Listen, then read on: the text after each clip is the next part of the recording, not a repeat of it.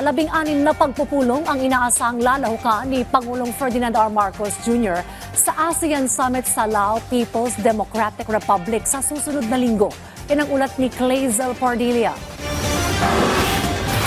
Nakatakdang dumalo si Pangulong Ferdinand R. Marcos Jr. sa 44th at 45th ASEAN Summit and related summits sa Vientiane, Lao People's Democratic Republic sa susunod na linggo. Ayon sa Department of Foreign Affairs, tugon ito sa imbitasyon ni Lao Prime Minister Sonnechai Sifandon.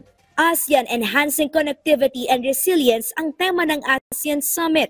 The summit will serve as a platform for the leaders to exchange views on key regional and international issues, build consensus on matters of common concern, and provide policy directions for the ASEAN community for the years to come. 16 na pagpupulong kasamang iba't ibang leader ng bansa ang lalahukan ni Pangulong Marcos mula October 9 hanggang 11. Itutulak ng punong ehekutibo ang interes ng Pilipinas sa ASEAN. The Philippines will continue to uphold and promote Philippine interests in ASEAN. He will highlight our advocacies in connectivity and resilience, especially in strengthening the digital economy, supporting MSMEs, the promotion of renewable energy development, and addressing the impacts of climate change.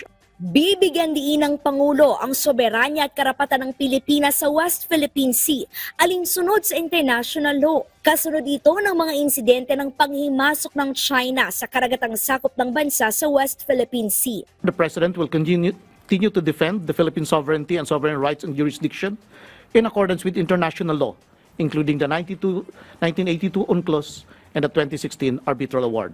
Hindi hihinto ang Administrasyong Marcos sa pagsulong ng Code of Conduct sa West Philippine Sea. The desire to conclude that as soon as possible is always there.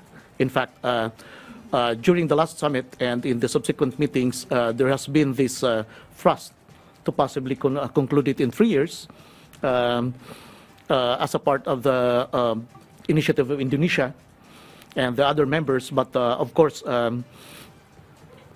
it's not conclusive either. No? We've been working on the COC for the past 20 years. So let's see. Inaasahan ding tatalakayin sa mga pagpupulong ang mga regional at international issues na nakaapekto sa Indo-Pacific region. Pag-uusapan ang problema sa Myanmar, Korean Peninsula, Ukraine at Gaza.